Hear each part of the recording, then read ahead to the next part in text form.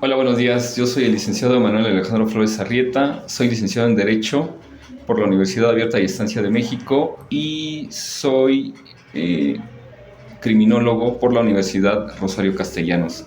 El día de hoy les voy a estar platicando brevemente en este espacio que nos brindan amablemente en la Universidad de Atacama de los Andes. Un especial agradecimiento a la doctora Taeli por la invitación que me hace para impartir esta breve clase sobre derecho de los animales. Y bueno, he realizado trabajos de investigación sobre filosofía del derecho, derecho penal, derechos humanos, violencia de género y muy particularmente sobre derecho de los animales.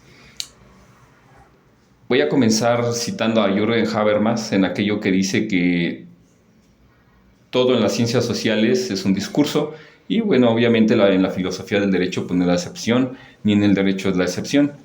Entonces yo comenzaré esta disertación diciendo que precisamente el derecho de los animales es derecho o derechos. Es decir, aquí tenemos que irnos a una cuestión primero filosófica para determinar primero la existencia, es decir, el ser, la existencia del ser, y luego a partir de reconocer precisamente esa existencia, a partir de esa observación y de esa aceptación de esa existencia, a partir de ahí, entonces nos volcamos a que precisamente esa existencia tiene el derecho.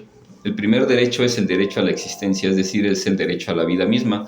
Es algo muy similar a al análisis que hacemos de la consideración de los derechos humanos. Es decir, existen derechos que le pertenecen al ser humano por el simple hecho de existir.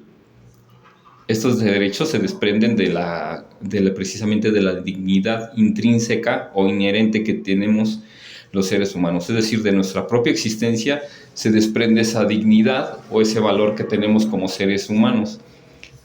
Lo llevo a la analogía en mi análisis que he hecho en investigaciones en materia de derecho de los animales. He aplicado esta analogía precisamente para llevarlo a la cuestión de los animales, es decir, los animales no humanos. Es decir, ellos tienen la misma existencia y a partir de eso pues van a tener obviamente el mismo derecho a existir como existimos nosotros. Es decir, nos vamos a separar de esta idea aristotélica de que el ser humano es el centro, el origen y el objeto de todas las cosas o el fin de todas las cosas. Esto no es así, sino que el derecho moderno tiende a ser un derecho más consciente de la naturaleza, es decir, somos un actor de la naturaleza, pero no somos ni el actor principal, sino que este actor principal pues es la naturaleza misma, y nosotros formamos parte de este concierto o de este elenco en el derecho de la naturaleza, es decir, somos una parte, y sí somos una parte relevante, pero no somos la parte más importante. La parte estelar del derecho de la naturaleza es la naturaleza misma, porque a partir de ella, pues todos nosotros estamos, ¿no? Es decir, los mismos animales, la flora, la fauna, toda la biodiversidad. Entonces, si vemos a partir de esto, vamos a tomar entonces vamos a ceder ese momento estelar que nosotros considerábamos que nos pertenecía a los seres humanos, se lo vamos a dar a la naturaleza, y entonces empezamos a tener este entendimiento de que hay otros actores que tienen el mismo derecho a existir como nosotros. Entonces, decíamos, de la existencia la analizamos, la razonamos y luego llegamos al entendimiento de que la existencia es el derecho a existir per se, y los animales no humanos, pues obvio no son la excepción. Entonces, al no ser la excepción, tienen el derecho a existir, ¿sí? Por ejemplo, en la Ciudad de México este derecho a existir de los animales, este derecho de los animales está reconocido en la Constitución de la Ciudad de México en el artículo 13, base B. Ahí se reconoce el derecho de los animales, puesto que son seres sintientes y son seres también, en este caso, se les considera sujetos de consideración moral.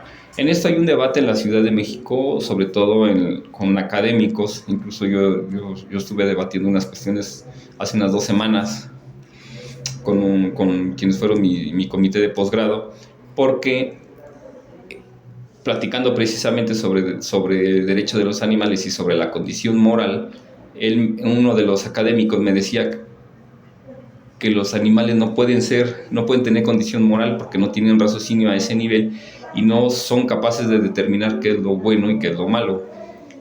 Y le decía yo que importan mucho las palabras. En derecho siempre importan mucho las palabras y por eso es que uno tiene que ser muy cuidadoso en la interpretación de la ley. Y en este caso la Constitución no nos dice que ellos sean quienes definen lo moral en su persona, en su existencia, sino señala la Constitución que son sujetos de condición moral. Es decir, esa condición moral, no, los seres humanos somos los que determinamos eso, pues a partir de que estudiamos, a partir de que hacemos investigaciones, determinamos qué es lo correcto o qué obra en bien de los animales no humanos y qué va en su perjuicio. Entonces ellos son sujetos de la condición moral que nosotros estamos determinando.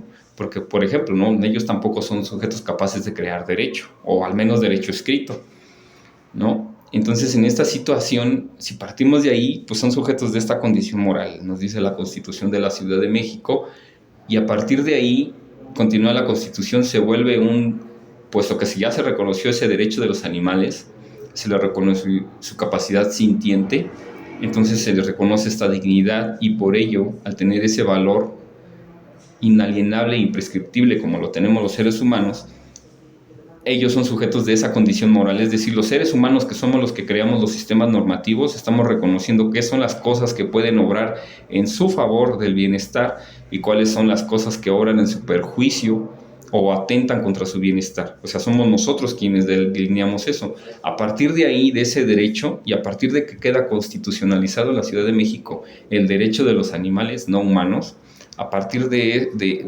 que ya que este reconocimiento de este derecho, entonces ya existen derechos fundamentales para los animales no humanos, es decir, existen esos derechos.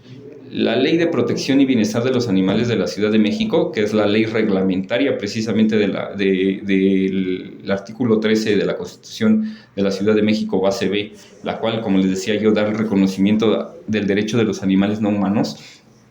Esta ley, aquí yo estoy trabajando un artículo que espero que ya pronto salga publicado, en el cual estoy señalando que la ley, tal cual quedó reformada, tiene un defecto de técnica jurídica. Es decir, ¿por qué? Porque produce una antinomia con relación a la Constitución. ¿Por qué produce una antinomia? Bueno, ¿por qué? Porque mientras la Constitución nos está hablando del reconocimiento del derecho de los animales, y obviamente al señalar que tienen el derecho a la existencia, como lo decía yo hace rato, tienen el derecho a existir y se reconoce en la Constitución, no se otorga, sino que se reconoce. Si estamos reconociendo un derecho, obviamente que de ese derecho de ese derecho madre, por ejemplo, o nodriza, de ese derecho van a surgir o van a derivar derechos. Estos son los derechos fundamentales y las garantías de protección de los derechos fundamentales de los animales no humanos. Y aquí hay que considerar que son cuestiones epistemológicas y filosóficas y de filosofía del derecho muy distintas. Es decir, se aplica por analogía al razonamiento, mas no estoy señalando que sea lo mismo, sino estamos haciendo la analogía, estamos haciendo la equiparación para poderlo comprender de esa forma. Y entonces aquí estamos diciendo que si existe un derecho fundamental de la existencia, así como existe el derecho humano a la vida, también existe el derecho de los animales no humanos a la vida, es decir, este derecho a existir, y de este derecho a existir, por ejemplo, del ser humano, el derecho a la vida, pues se derivan todos los otros derechos fundamentales: el derecho a la alimentación, el derecho al trabajo, el derecho a la educación, el derecho a la recreación, el derecho al ocio, que también es el derecho al descanso, el derecho a la seguridad social. O sea, todos estos derechos humanos son derivados del derecho principalísimo, que es el derecho a la vida. Entonces pasa algo muy similar con los animales no humanos. ¿Por qué? Porque ellos tienen ese derecho a la existencia, y a partir que la Constitución de la Ciudad de México reconoce precisamente ese derecho a existir, entonces obviamente se crean, o como dicen los sociólogos, se desempaqueta de ese derecho humano, se desempaqueta, de este derecho fundamental, de los animales no humanos, se desempaquetan otra serie de derechos. Pero son derechos, es decir, son derechos, y que hay que recordar que el derecho de los animales siempre va a ser tutelado por los seres humanos o por el Estado. Es decir, los animales no se pueden brindar esos propios derechos, no se los pueden garantizar. ¿Por qué? Porque el sistema normativo lo creamos los seres humanos. Nosotros somos los que creamos las instituciones, somos los que creamos los sistemas normativos y jurídicos. no ellos, porque no tienen esa capacidad. Ellos tienen lo que el derecho romano llamaba la capitis diminutio, es decir, una capacidad disminuida. Es por eso que ellos tienen capacidad de goce, pero no tienen ejercicio, es decir, ellos no van a un tribunal a defender su derecho, sino van a necesitar un tutor que éste los represente, es decir, ellos, el tutor es el que se hace cargo y el que pelea el derecho por ellos. Entonces aquí, si estábamos diciendo que tienen derechos y la ley así los debería disponer, no obstante la ley señala que tienen dominios, es decir, dice el primer artículo en su párrafo primero de la Ley de Protección y Bienestar de los Animales de la Ciudad de México, esta ley señala que los animales, dice, se les garantizan al menos 5 dominios, pero el dominio hay que recordar, ustedes recordarán sus clases de derechos reales sobre los bienes y las cosas. Hay que recordar que el origen de dominio es dominium, es poseer, es tener esa posesión plena de manera jurídica, pero incluso es económica, propietaria, patrimonial, o sea, es un concepto muy amplio. No es nada más el dominar, como el niño que juega con el balón y dice, mira cómo domino el balón. No es así. Es decir, esos derechos, como yo los llamo, o esos dominios, como los está llamando a mi juicio erróneamente la ley, no es correcto que los llame así. ¿Por qué? Porque propiamente el animal, no, los seres humanos, y esta es una crítica que tenemos que hacer, es un sinceramiento que tenemos que hacer los seres humanos, nosotros somos el único ser que daña el ambiente, que daña el ecosistema, con el desarrollo alteramos el ecosistema, es decir, hacemos un sistema adaptado o alterado por nosotros. Entonces, los animales no humanos no están en un hábitat natural, sino en un sistema normativo que nosotros creamos. Entonces, como tal, ellos no tienen esa representación, como yo lo decía, directa en este sistema o en esta sociedad. Entonces, ellos tienen que ser tutelados. Y por eso es que ellos no pueden tener el dominio pleno de las cosas. Por ejemplo, ellos no se pueden garantizar la satisfacción de su alimentación. No se pueden garantizar por ellos mismos, por ejemplo, el disfrute de la salud, o de un esparcimiento libre, o de una manera de vivir libre de violencia. Es decir, el sistema normativo se los ofrece y los tutores o el Estado se los tiene que garantizar. Entonces, mi propuesta en ese sentido está siendo trabajada. ¿Para qué? Para que la ley sea reformada y dejemos de estar diciendo que son dominios, cuando lo que en realidad son, pues precisamente derechos. No son derechos y hay que reconocerlos tal cual. ¿Por qué? Porque ya lo hace la Constitución de la Ciudad de México. La Constitución de la Ciudad de México, que es garantista, ya nos está diciendo, ok, o sea, le reconozco el derecho a los animales. ¿A qué? A la existencia. Y aquí está claramente, como nuestro artículo primero de la Constitución, cuando dice que en México se reconocen los derechos los derechos humanos de todas las personas. Aquí nos estamos yendo a una noción naturalista del derecho. Aquí también la Constitución de la Ciudad de México se está yendo precisamente a un análisis o a un entendimiento naturalista, pero enseguida ya toma el positivismo jurídico, y cuando dice, ok, le reconozco, y los ciudadanos de la Ciudad de México tienen el deber ético y la obligación jurídica, y aquí la estoy señalando, de respetar precisamente el bienestar animal, de garantizarle este bienestar. Pero en la ley precisamente vamos a señalar, ahí está, la ley está un poquito ahí, un poquito errónea en ese sentido. ¿Por qué? Porque no son dominios, sino tenemos que hablar de derechos, porque si nos mantenemos en los dominios estamos mal conceptualmente, y como les decía yo, pues estamos creando ahí una antinomia con relación a la Constitución, y la ley no se puede contradecir, sino que la ley secundaria tiene que dar precisamente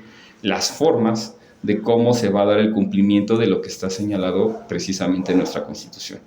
Y bueno, esto es por cuanto hace al análisis filosófico del derecho de los animales. Pero aquí, aparte de eso, me voy a referir brevemente a un principio de la naturaleza muy bonito, que es precisamente, está nuevamente tomada la analogía de un concepto del derecho penal. El derecho penal dice que ante la duda fallas a favor del reo, o es el principio indubio pro reo. Ese concepto es traído al medio ambiente y es precisamente llevado a la práctica del bioderecho. Es decir, este nuevo derecho, este derecho de vanguardia, el cual precisamente nos lleva al entendimiento que yo les decía al principio, es decir, a entender que la naturaleza es la principal, que nosotros formamos parte de ese elenco de participantes en la naturaleza, pero no somos ni el principal ni somos el único, somos uno más, que quizá en ciertas cosas aportamos más, en el sentido del razonamiento, creamos sociedades organizadas, pues sí, pero también lo perjudicamos más. Entonces, damos en unas cosas y quitamos en otras. Entonces, ahí más o menos nos vamos, ¿no? Entonces, pero decía yo, el principio indubio pro natura es precisamente algo muy bonito. ¿Por qué? Porque el bioderecho se guía bajo este principio y dice, a ver, todo lo que sea más favorable o en pos de la naturaleza o en pos de preservar la naturaleza es lo que debe de aplicarse.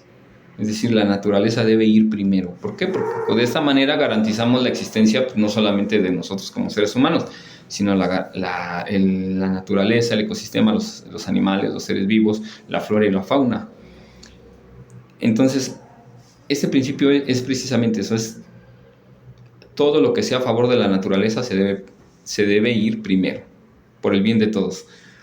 Y precisamente otra de las tesis o de las teorías que yo estoy trabajando en ese sentido es que precisamente el principio indubio pro natura se aplique en materia de bienestar y protección de los animales. Es decir, que las decisiones jurisdiccionales o de carácter administrativo, o incluso las que se dan en las fiscalías, siempre sean porque opten, es decir, por aplicar este principio precisamente. O sea, es decir, siempre el objetivo debe de ser el bienestar animal en todas las decisiones. Y aquí me voy a apoyar un poquito en la teoría de Luigi Ferrajoli, cuando él dice que en su libro La ley del más débil, él señala que siempre se debe favorecer a la parte que sea más débil, o se le deben aplicar las garantías de protección siempre al que está más débil con referencia al poder o a la ley. Es decir, aquí sin duda, pues siempre que, por ejemplo, en los casos de maltrato o de crueldad animal, pues sin duda es que siempre el animal no humano, pues siempre está en una relación desigual, de un poder desigual frente al ser humano. ¿Por qué? Porque el ser humano se puede acudir al tribunal, puede defenderse, puede contratar abogados. El animal ni siquiera tiene esa capacidad jurídica. Entonces ya decíamos que únicamente tiene capacidad de goce y que requiere ser tutelado. Pero es decir, por ejemplo, en el caso de los animales que están en situación de abandono o que están en la calle, pues ni siquiera eso tienen, un tutor particular que los procure o que los cuide.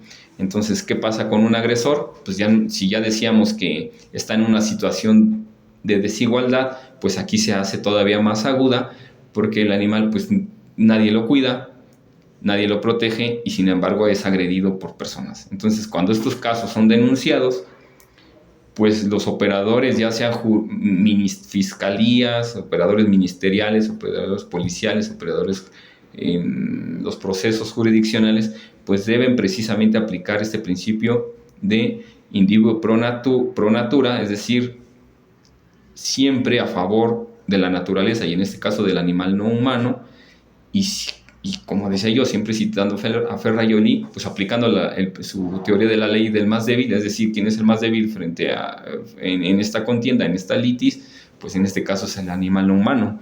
Entonces, el Estado, como está reconociendo el derecho de los animales no humanos y les reconoce su existencia y por lo tanto la dignidad y el valor inherente, y que son sujetos de condición moral, pues en este caso también, así como pasa con los derechos fundamentales de los seres humanos, así también debe de ser con los derechos fundamentales de los animales no humanos. Es decir, para garantizar los derechos debe de haber un sistema de garantías de protección, es decir, las garantías se deben aplicar, y Ferrajoli nos dice que las garantías de protección de los derechos fundamentales operan en dos sentidos. En el primer sentido operan en un modo negativo, es decir, no actúa el Estado cuando los derechos fundamentales de las personas están en el disfrute. Es decir, para que las personas puedan disfrutar de esos derechos, el Estado no actúa, sino que permanece como en una especie de reposo. Eso se le llama el sentido negativo de las garantías de protección.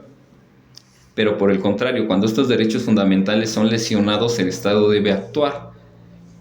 con todas las formas posibles. Entonces, ¿qué va a pasar aquí? Que esas garantías de protección se van a activar, ahora sí en un sentido positivo, y el Estado tiene que actuar. ¿Para qué? Primero, para evitar que se siga produciendo el daño. Segundo, para evitar precisamente este daño, aplicar medidas cautelares, brindar protección, brindar atención, brindar servicios médicos, brindar quizá en el ser humano psicólogos, en el caso de los animales etólogos. Y además tiene que preservar el lugar de los hechos, tiene que garantizar que ya no va a ser atacado por el agresor, y bueno, en la medida de lo posible pues, tiene que ser restaurada la situación al estado anterior en que surgió la lesión o el daño. Y aparte, bueno, la reparación del daño y una serie de circunstancias más. Entonces, aquí vemos que también tiene que existir un sistema de garantías precisamente de los derechos fundamentales de los animales no humanos. Llevar algo muy similar a lo que existe en los derechos fundamentales que los estados constitucionales y de derecho llevan a la práctica. Entonces, bueno, pues hasta aquí vamos a dejarlo por el momento, y me dio mucho gusto por ustedes estar aquí con ustedes, estar acá en la Ciudad de México desde mañana, y les doy las gracias por la atención prestada. Y bueno, ya saben que dudas, comentarios, opiniones o cualquier cosa que alguien quiera, con toda confianza, bueno, están los medios de contacto que ahorita vamos a dejar aquí en la parte de los mensajes. Y yo les quiero dar las gracias, a la Red ALC, a la Red de América Latina y el Caribe, a la Red de Derecho de América Latina y el Caribe, por haberme invitado, muy en especial a la doctora Taeli, la rectora de la Universidad de Atacama de los Andes, por haberme invitado y haberme invitado de una manera muy generosa a precisamente dar esta breve clase sobre derecho de los animales. Entonces les envío un cordial saludo y estoy a sus órdenes. Hasta la próxima.